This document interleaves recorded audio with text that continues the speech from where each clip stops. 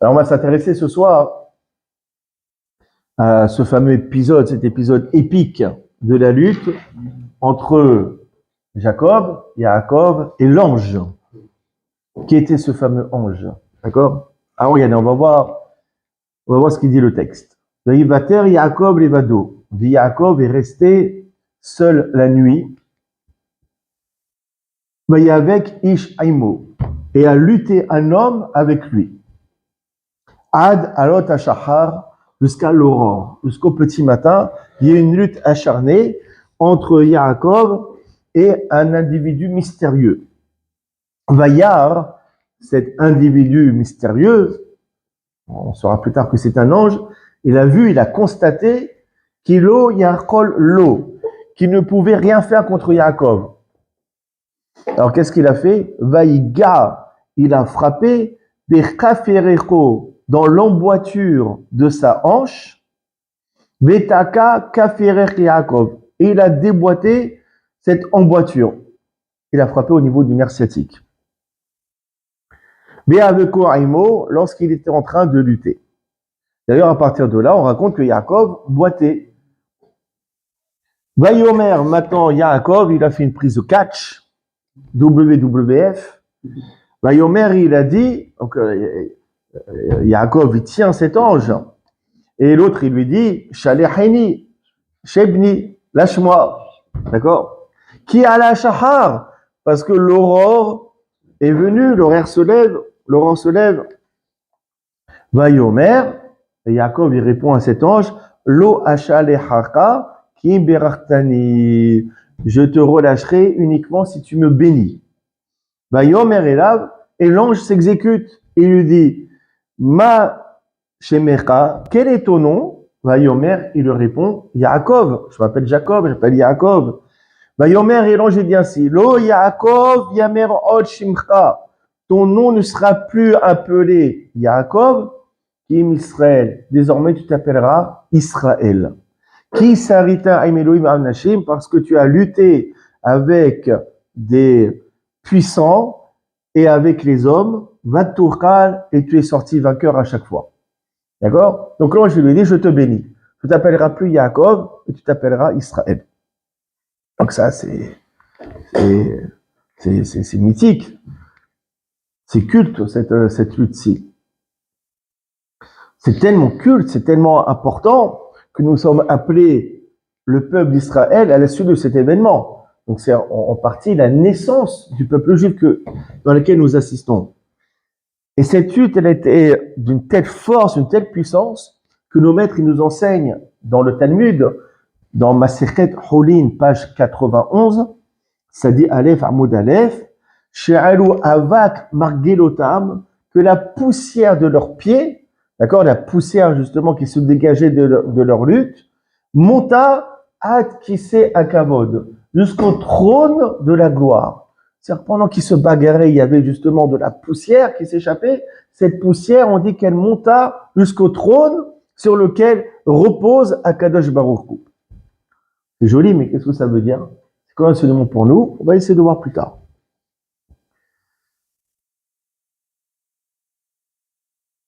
Ok. Maintenant, on dit comme cela. Une fois que Yaakov a vaincu cet ange, il est écrit Veizrachlo Hashemesh. Le soleil vient de se lever. Non, le soleil s'est brillé. Le soleil a brillé pour lui. Kacher Avar et Penuel, lorsqu'il a traversé l'endroit qui s'appelle Penuel, Vehu Solea Alerecho, et lui, il boitait. Rachid explique pourquoi il y a marqué le soleil a brillé pour lui. Donc, Vaizrach lo Hashemesh, a brillé pour lui le soleil. Important de le savoir en hébreu, lo avec un vav, ça veut dire pour lui. Lo avec un aleph, ça veut dire non. Donc c'est important. D'accord? C'est toi la prof de Talmud Torah, hein? Tu confirmes. Alors, il y a marqué Veizrach lo Hashemesh, a brillé pour lui le soleil. Pourquoi on n'a pas dit le soleil a brillé? Pourquoi pour lui? Rachid il amène à Midrash Agada, Veizrach lo Letzorko, le soleil il a brillé pour lui, pour son intérêt. Les rapotes et sala'ato, pour guérir sa hanche. Dieu il a fait briller le soleil uniquement dans le but de guérir Yaakov. D'ailleurs, le soleil a des vertus thérapeutiques. Où il y a marqué, pas chez Rikazara, je ne sais pas comment ça s'appelle. Non, il y a marqué, il y a un verset qui dit comme cela. Shemesh, le soleil, Sedaka, prodigue de la charité, on mappé Virknafea, et guéri par ses rayons. Il y a un verset, d'accord, dans Michelet, il me semble, dans Malachi, le prophète Malachi, d'accord, le soleil justement guérit. Donc, étant donné que Yaakov était malade et il boitait, alors que il a fait briller pour lui le soleil, de sorte que grâce aux rayons du soleil, il puisse guérir. Donc, c'est un petit peu pour se mettre dans le contexte un petit peu du terme abordé. Et bien entendu, comme notre habitude, on va essayer de comprendre les allusions, de cerner les allusions qu'il y a à l'intérieur de cet épisode-ci. Le Hatam Sofer, il pose une question, très bonne question. Il compare les deux moments où nous changeons le nom de Yaakov. Le nom de Yaakov, il a été changé 2 fois dans la paracha. Une première fois par l'ange, comme je viens de vous le lire, et une deuxième fois par Akadosh Baruch Hu lui-même. Et vous allez voir que sont répétés quasiment les mêmes termes, sauf un détail près. Regardez. Quand Akadosh Baruch Hu, il bénit Yaakov, il lui change de nom, il lui dit comme cela. Vayomerlo Elohim. Dieu lui dit, Shimcha Yaakov, ton nom est Yaakov. Tu sais quoi? Lo Ikare Shimcha Od Yaakov ne sera plus appelé encore ton nom Yaakov, qui im Israël et Shemecha. Uniquement Israël sera ton nom. Vaikra et Shemo Israël. Et il a appelé son nom Israël. Et s'il faut comprendre ici, Dieu il s'adresse à Yaakov. Il dit ton nom est Yaakov. Mais on ne t'appellerait plus Yaakov, on t'appellera Israël. Quel est l'intérêt de ce préambule? Quel est l'intérêt de dire ton nom est Yaakov?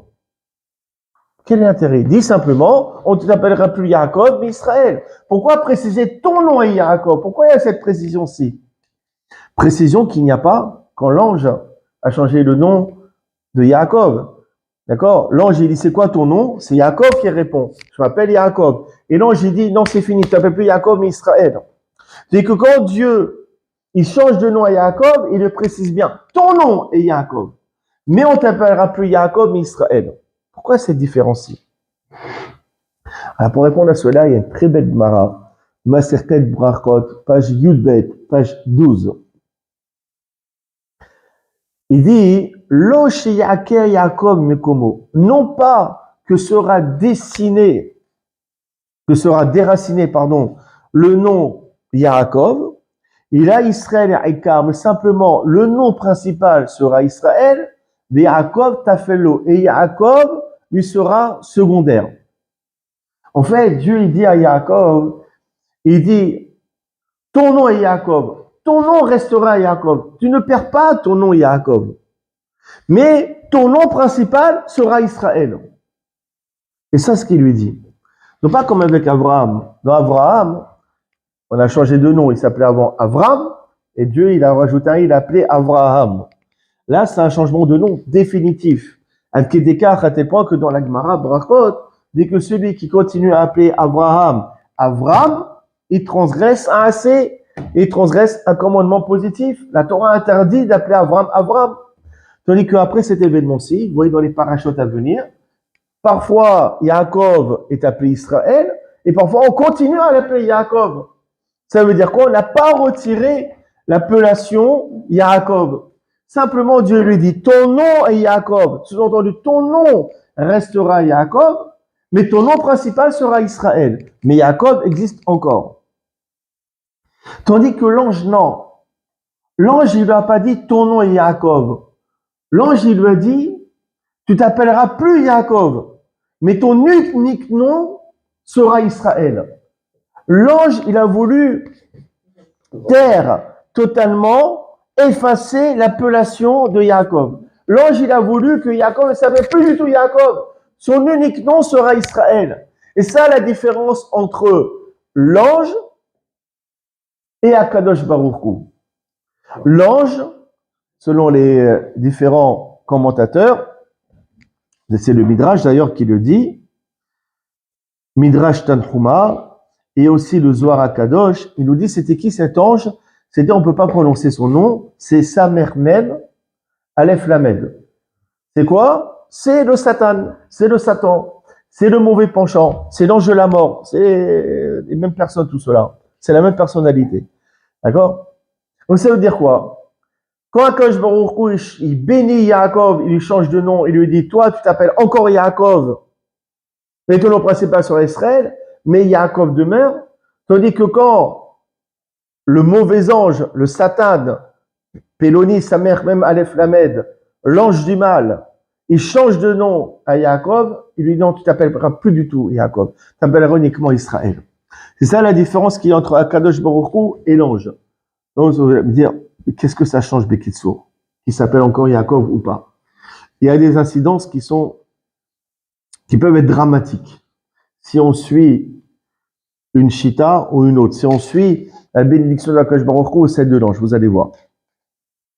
Une explication qui donne le Khatam Sofer, il dit que le Satan, donc cet ange, il voulait plus que Yaakov s'appelle Yaakov, il voulait qu'il s'appelle que Israël. Pourquoi? Parce que s'il continue à porter ces deux noms, Yaakov, Israël, c'est la même gematria, la même valeur numérique d'un nom qui éradique le Satan. C'est quoi? C'est la même gematria que le nom Kara Satan.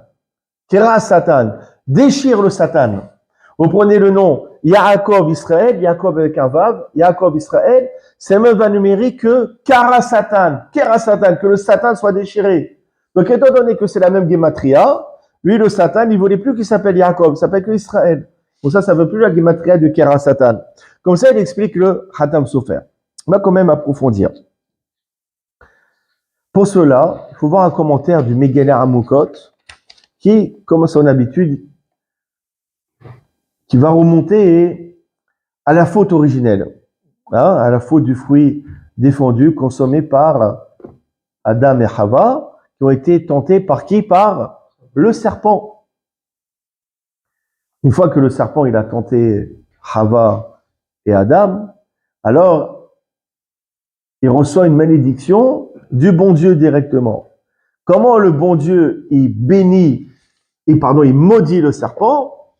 Et il lui dit comme cela, ou Ishufera Roche, lui, donc l'homme, l'être humain, écrasera ta tête, qui est un serpent comme ça. Ouais, écoutez, je vois un serpent, je fuis, je saute de la fenêtre, comptez pas sur moi.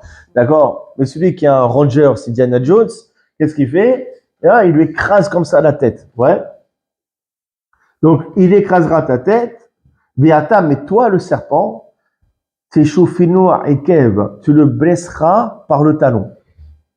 Il a quand même béni le serpent. Il a dit effectivement, l'être humain, il peut écraser ta tête, mais toi, tu peux justement le mordre par le talon. Maintenant, c'est quoi ici la symbolique?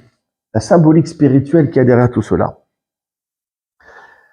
Et il te dit que l'homme, il va te tuer en écrasant ta tête.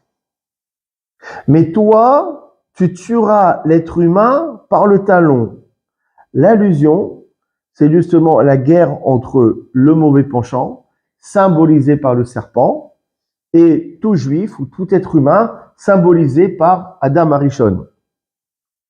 Il dit comme cela, l'être humain, il va t'écraser. C'est-à-dire quoi? Quand est-ce que l'être humain, il pourra écraser le serpent, il pourra écraser son mauvais penchant? C'est quoi? C'est par la tête. C'est quoi la tête? Roche, ça veut dire la tête. Mais aussi Roche, c'est un chef. Roche, c'est un chef. D'accord? Roche, c'est un langage de hashivut, d'importance. Comment lui va arriver à t'écraser? Justement, lorsque le juif, il va garder les mitzvot qui sont roches, les mitzvot qui sont importantes. C'est quoi? Brit Mila, Kashrut, Kiddush le vendredi soir, les trucs, pas de relations incestueuses, les trucs comme cela. Bon, ça, justement, l'être humain, en gardant, en observant les commandements principaux qui sont roches, alors l'être humain, il pourra justement t'annihiler, il pourra prendre le dessus sur toi, il pourra t'écraser. Par contre, toi, le serpent, le mauvais en penchant, comment tu vas faire trébucher l'homme? Bah, t'as échauffé nous, toi, tu le blesseras, quoi? Ekev au talon. C'est quoi le talon? Comme dans la paracha de Ekev, le premier rachid de la paracha, Ekev, le talon, ça représente les mitzvot kalot, les mitzvot peu importantes, dont les hommes piétinent par leur talon. Toi, comment tu vas faire trébucher l'être humain? Par le talon, en le faisant trébucher sur des petites mitzvot de rien du tout. C'est pas la peine Etzilat Adayim, c'est pas la peine ci, c'est pas la peine ça, c'est pas la peine la Shariat ça, c'est pas la peine la Kippa, c'est pas la peine. Et comme ça, avec ça, justement par le talon, en le faisant trébucher par des petites mitzvot que les hommes piétinent par le talon, alors là, toi, tu réussiras justement à blesser et à faire trébucher l'être humain. C'est ça l'allusion qu'il y a derrière ce verset-ci. Et d'ailleurs, cette notion, on la retrouve même durant la naissance de Yaakov et de Esav, les deux frères jumeaux. A marqué quoi? Esav, il est sorti en premier, et après, il dit comme ça le verset, après cela, Yatsa Ahiv, son frère est sorti, donc Yaakov, et lui, en sortant Yaakov, il a saisi le talon de Esav. Yaakov, pour ça qu'on l'appelait Yaakov. En fait, c'est quoi? Yaakov, il a compris que la force de Esav, qui aura comme but, durant toute son histoire, de faire trébucher spirituellement le peuple d'Israël, et c'est que Esav, comment il va arriver à faire trébucher les bénis d'Israël? Justement, en lui faisant fauter par des petites fautes. Allez, viens avec nous au McDo, c'est pas grave, c'est un fish, une salade, c'est pas grave, viens avec nous. Allez, viens, un petit kir comme ça au bar, c'est pas grave, il y a très peu de vin. Pas des petites bêtises comme cela, à droite, à gauche, d'accord? En faisant trébucher justement le Ben Israël par des petites avérotes, c'est comme cela que Esav va faire trébucher Yaakov. Alors qu'est-ce qu'il a dit Yaakov? Yaakov, il a tenu le talon de Esav. C'est-à-dire qu'au moment de sa naissance, Yaakov, il a tenu le talon. C'est-à-dire quoi? Il s'est engagé à ne pas tomber dans le piège de Esav. Il a tenu le talon pour dire, j'accepte sur moi toutes les petites mitzvot que les hommes piétinent par leur talon. Afin de ne pas tomber dans le piège de Esav. C'est fort comment il explique ici.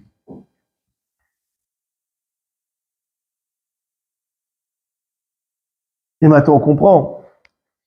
On a dit, cet ange qui a lutté contre Yaakov, c'était qui? On a dit que c'était le Satan, le Lesserara, l'ange de la mort. Mais aussi, on dit, comme il a dit Rashi, c'était l'ange spirituel de Esav.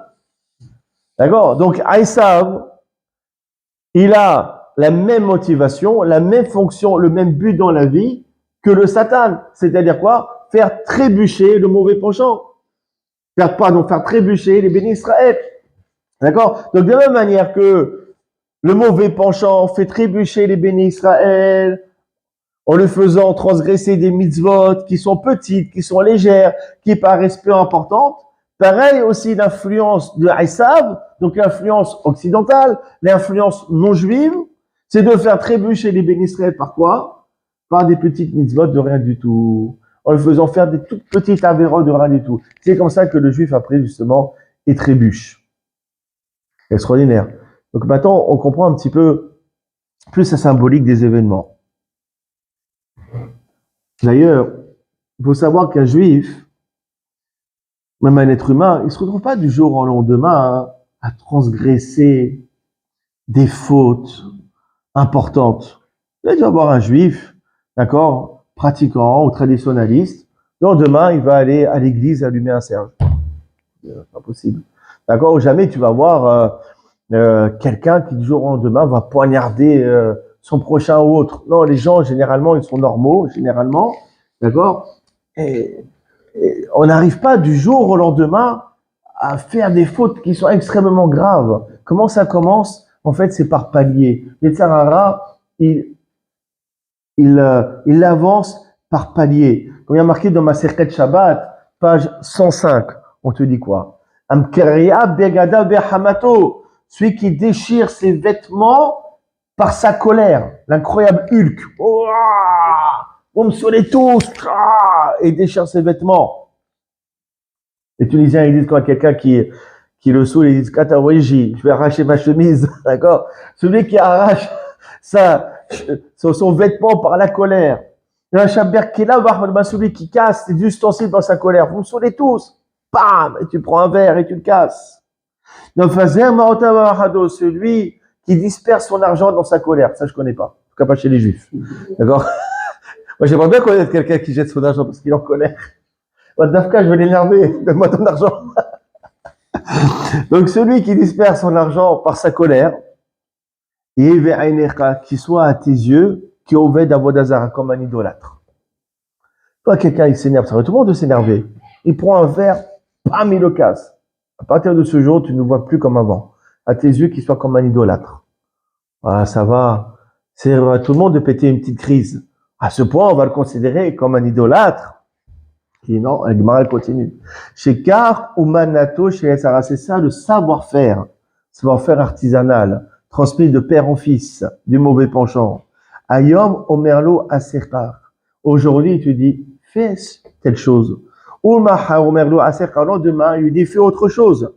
Aïcho Omerlo, jusqu'à que crescendo, jusqu'à qui lui dit, Avodazara, va pratiquer l'idolâtrie, il va servir. Aujourd'hui, c'est pas grand chose.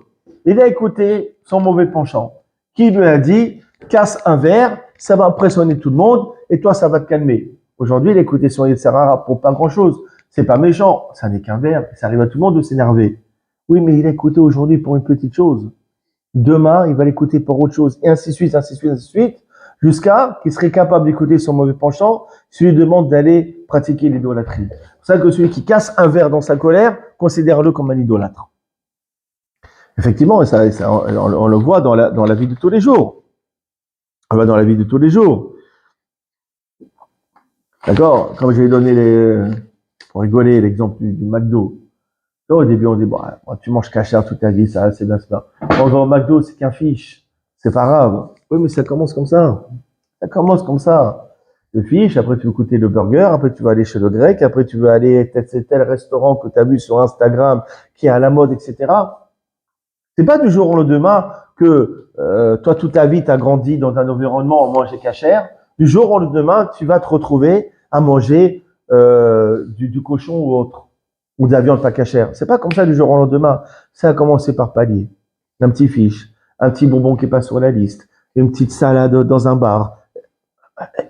Et à chaque fois. C'est exactement ça. Exactement ça. Ça, c'est la force, justement, du nahaj de serpent. C'est d'attaquer par le talon, par le petit mitzvot. Ça, c'est la force aussi de Esav. Pareil aussi dans le commerce. On peut le voir. Le commerce. Ça va. C'est un petit mensonge pour appâter le client.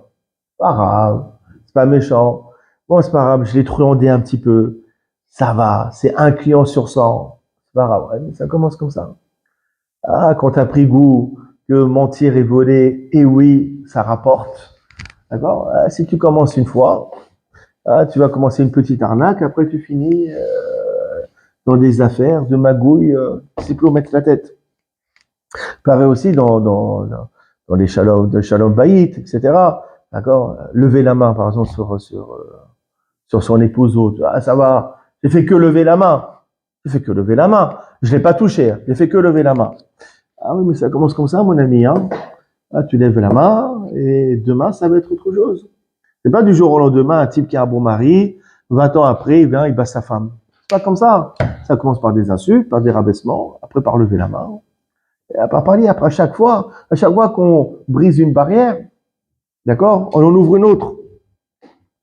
D'accord, pareil aussi pour Shabbat. Alors, on observe Shabbat, et après on se dit, bon, allez, c'est pas grave, un petit texto, parce que c'est important. Bon, c'est pas grave, Porter un petit truc dans la rue, c'est pas grave, c'est pas important. Ouais, mais ça commence comme ça, à chaque fois, on casse une barrière. C'est la force, justement, du Nahash et de Aïssav. D'accord? D'ailleurs, les enfants, comment ils finissent à ne plus pratiquer? D'accord? Au début, c'est des bons enfants, tout va bien, etc. Après, du jour au lendemain, ils font plus Netiat Adayim le matin. Ils veulent plus faire leur prière. Ils veulent plus se lever pour le kidouche. Ils veulent plus venir à la synagogue. Ça paraît anodin, mais après, tu vois, les années passent, l'enfant, il fait plus rien. Ça commence toujours par des petits détails. Et ça, justement, c'est la force, justement, du Nahash et de Aïssav. Vous avez,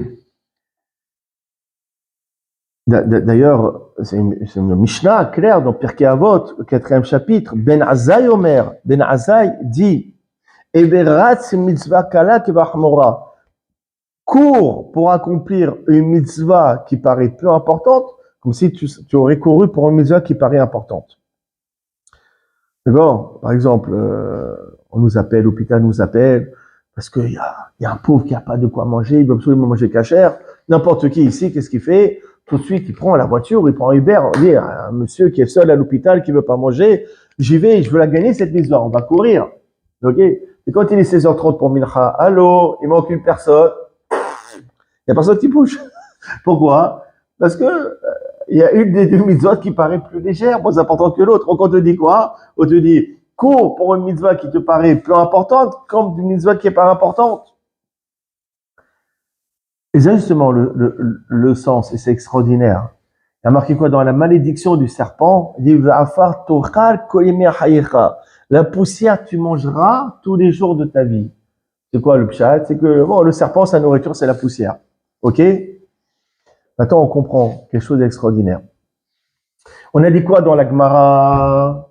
On a dit que lorsque Yaakov et l'ange spirituel de Esav, qui est le Satan, ils ont combattu, on dit que la poussière de leurs pieds est montée jusqu'au trône divin. C'est quoi cette poussière? En fait, c'est cet ange, il a fait monter cette poussière devant Dieu pour dire, regarde, cette poussière, ça représente toutes les mitzvot dont les descendants de Yaakov piétinent par leurs pieds et ne vont pas respecter. C'est ça la symbolique, la poussière de leurs pieds qui est montée devant le Kisei Hakavod, devant le trône divin. C'est-à-dire que cet ange, il disait à Kadosh Baruch Hu, il dit, regarde, ça c'est toutes les mitzvot qui sont piétinées par les descendants de Yaakov. Donc il voulait apporter une accusation là-dessus. Maintenant on comprend, on dit que le serpent, il se nourrit de quoi? De la poussière. Attends, on comprend différemment. Le serpent qui représente donc le Satan, le mauvais penchant, l'ange de la mort, il se nourrit dans le sens, il tient son énergie, il a comme vocation de nous accuser en utilisant l'argument de la poussière, en disant, regarde, tous ces mitzvot qui sont piétinés telle la poussière par tes enfants, tous ces mitzvot qui paraissent peu importantes, qui ne respectent pas. C'est ça le sens spirituel de dire que la poussière est la nourriture du serpent. C'est extraordinaire cette idée ici. Donc maintenant on comprend ce qu'il a dit justement comme nous l'avons appris des propos du Hatam Sofer, que finalement le Satan, l'ange spirituel de Esav, il a voulu effacer de Yaakov l'appellation Yaakov. Parce que Yaakov, ça veut dire quoi? Ça veut dire le talon. Yaakov, c'est l'homme qui respecte toutes les mitzvot, même celles dont les individus piétinent pas leurs talons. Or, le Satan, il veut enlever cette appellation de Yaakov. Il veut dire non, Yaakov, il respecte pas les mitzvot peu importantes. Il a voulu apporter une accusation. C'est ça que Akash Baruch Hu, il a dit non. Tu garderas ton nom Yaakov. Tu appelles Yaakov, Israël. Ça veut dire que toi, tu rappelles toujours Yaakov parce que tu feras toujours attention à respecter les mitzvot qui sont piétinés par le talon. Et là, on voit justement les différentes versions entre différentes thèses entre celle de Akash Baruch Hu et celle de l'ange.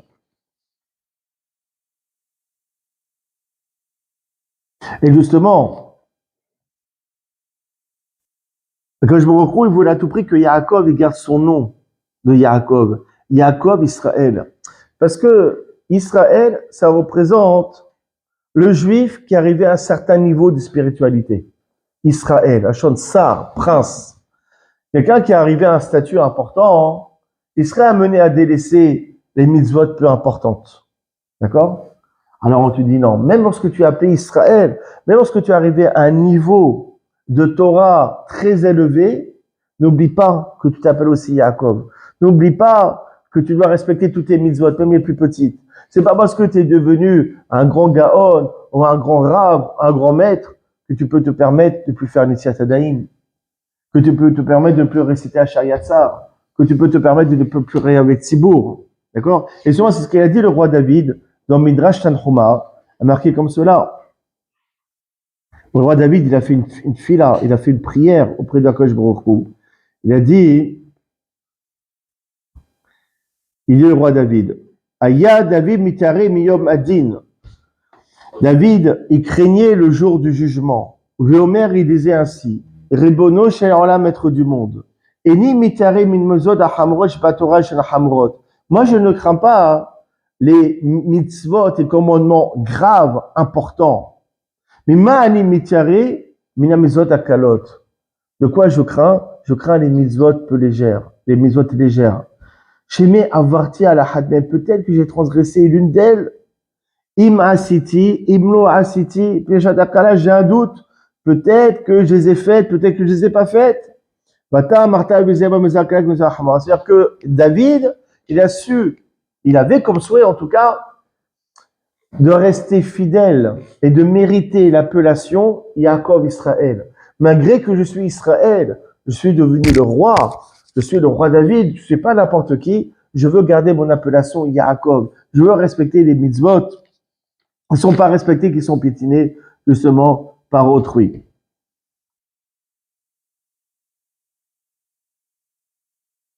Donc il faut bien retenir cette Gemara dans ma Masechet Shabbat que nous avons vu page 105. Chez Kar, il faut même l'apprendre par cœur. Chez Kar, chez Yetzirah, c'est ça le savoir-faire de Yetzirah. Ayom Memano Asekar, aujourd'hui il lui dit fais ça, fais tel Avera. Au Mahar, Omerlo Asekar, le lendemain il lui dit fais autre chose.Ach Omerlo Avod Avodazara, jusqu'à qui lui dit faire de devenir idolâtre. Soyez un principe. Avera, Gouret Avera. Une faute entraîne une autre faute. Dès qu'on casse une barrière, on est amené à en casser une autre. Une faute, une petite Avera, conduit à une Avera beaucoup plus grave. Et ainsi de suite. Or, qu'est-ce qu'on dit dans Pirkei Avot? Izo Hakam, Arouet Anolad. Qui est celui qui est intelligent? Celui qui voit le futur. Celui qui pense aux conséquences. S'il se présente à lui une petite Avera de rien du tout, il faut savoir que ça va le conduire à des fautes qui sont beaucoup plus graves. D'accord? Soit dans les mariages ou dans les aînés. Ah, c'est rien. Et dans se mélanger. C'est pas grave. C'est la famille. Ça va. Je danse avec ma cousine. C'est pas grave. Oui, mais tu viens de casser une barrière. Aujourd'hui, tu danses avec ta cousine. D'accord? Demain, tu vas danser avec, je sais pas qui. D'accord? Et après, tu vas pas danser avec je sais pas qui. Ça va être autre chose. Faut savoir que tu es en train de casser une barrière. Ouais? Ça te parle Didier? D'accord? Or, celui qui est hakam, celui qui est intelligent, il faut qu'il voit le futur. D'accord? Il faut qu'il sache que si il fait cette avéra, demain, il va être conduit à faire une qui est beaucoup plus grave. D'ailleurs, maintenant, on comprend ce qu'il a dit l'ange. Il a dit, Shalehini ki ala shahar. Il a dit, relâche-moi, libère-moi, parce que le matin s'est levé. On comprend rien, parce que le matin s'est levé, va continuer à te bagarrer. C'est n'importe quoi, ça. D'accord? Aussi, il y a un match de boxe. D'accord? À la fin, le type, il dit, bon, on peut s'arrêter parce qu'il est 21h30, c'est l'heure de dîner. On comprend pas, quel rapport? Alors, on continue à lutter. L'ange, il lui dit, ça y est, lâche-moi, on arrête, parce que le matin s'est levé. Alors, qu'est-ce que tu as à faire? Tu dois prendre ton petit déjeuner, il est où ton problème? Tu as rendez-vous? Pourquoi il s'est arrêté de lutter? Dès que le matin s'est levé, l'ange, il a dit, ça y est, drapeau blanc, j'arrête de combattre. Pourquoi? Maintenant, on comprend. Parce que quand est-ce que le Yetzer Hara, le mauvais penchant, il te fait trébucher la nuit. C'est quoi la nuit? La nuit, c'est l'obscurité. Il te fait trébucher lorsque tu as des œillères sur tes yeux. Lorsque ça y est, tu ne vois plus les conséquences de tes actes. Tu veux vivre que le moment présent. Tu es dans l'obscurité, tu es dans le noir le plus total. Tu ne penses plus aux conséquences de tes actes. C'est ce moment-ci que cet ange, il peut lutter contre toi, Jacob. C'est à ce moment-ci où tu ne vois plus les conséquences de tes actions qui peut te faire trébucher. Pour ça, une fois que le jour s'est levé, dans le sens où le jour où l'être humain retrouve sa conscience, son jour s'est levé, c'est-à-dire que sa conscience est réveillée et qu'il commence à évaluer les conséquences de ses actes, que là, l'ange, le Yetzer Hara, je ne peux plus rien faire contre lui. C'est à chaque chose que je veux lui proposer, il va penser aux conséquences et c'est fini. Je ne peux plus lutter contre lui. Je dépose les armes. C'est pour ça que la lutte, elle s'est faite justement la nuit et en réveil du jour, la lutte, elle a terminé. C'est ça qu'on dit Veizrach lo Hashemesh. Le soleil s'est levé pour lui. Parce que chaque juif est un petit Yaakov.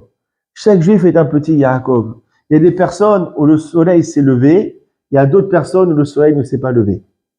C'est-à-dire quoi? Les personnes qui pensent pas aux conséquences de leurs actes, eux, le soleil s'est jamais levé pour eux. Ils peuvent avoir 40 ans, 50 ans, 70 ans, 80 ans. S'il n'y a jamais eu de prise de conscience, s'il n'y a jamais eu d'introspection, si on ne pense pas aux conséquences de ces actions, alors ils peuvent avoir vécu 80 ans, 90 ans, ce que tu veux, eux, le soleil ne s'est jamais levé. Or, le vrai Yaakov, on dit Vaizrach lo Hashemesh. Le Yaakov, il s'est levé pour lui. C'est-à-dire qu'on a comme devoir de faire briller notre soleil individuel, notre soleil qui nous est propre. C'est quoi? On a ce devoir d'avoir un regard éclairé sur les choses et de jauger chaque situation et de penser justement aux conséquences de nos actes. C'est pour ça qu'il y a marqué Veizrach lo Hashemesh. Pour lui, le soleil s'est brillé. Pour un autre, c'est pas certain. Lui, il a pris conscience des conséquences de ses actes. Lui, il a lutté ce mauvais ange. Mais d'autres personnes, non. D'autres personnes, le soleil ne s'est pas levé. D'autres personnes ne pensent pas aux conséquences de leurs actes.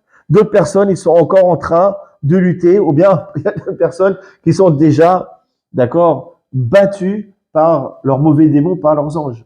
Et ça, en fait, tout le travail qu'il y a. Donc, toute cette lutte qu'avait Yaakov, avec l'ange, c'est l'histoire de toute notre vie.